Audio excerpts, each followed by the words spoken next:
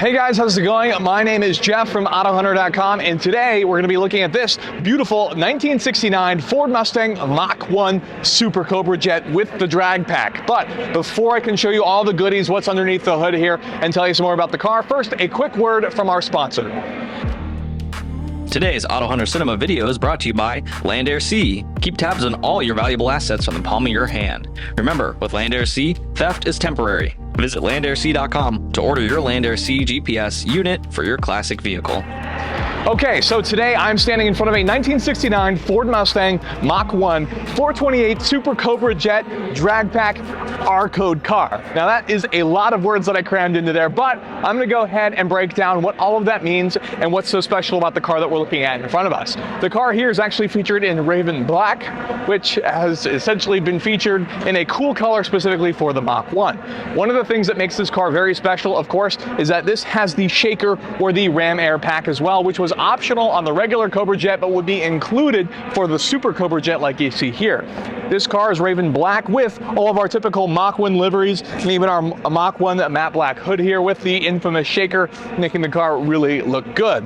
What makes the car so special is this is a 1969, which obviously is a one-year body style for what you see here, but it was also the first year of the Super Cobra Jet engine option.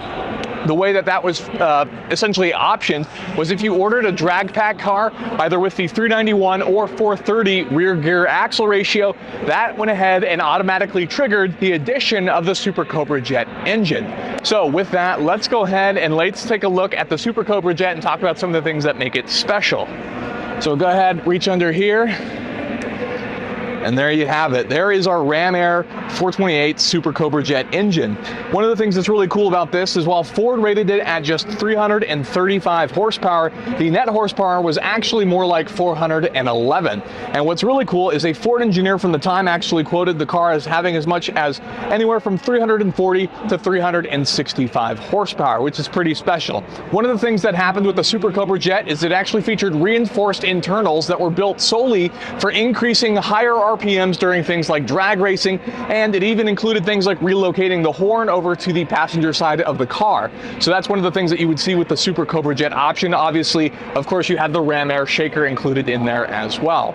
Let's go ahead and let's talk about some of the other things that have been done. You can see the horns up front here as well, and we even have the oil cooler, which would have been added as well for the vehicle, which is also a Super Cobra Jet option, of course, added for drag racing. So we'll go ahead and put this down real fast. And then let's go ahead and let's move on to the interior of the car.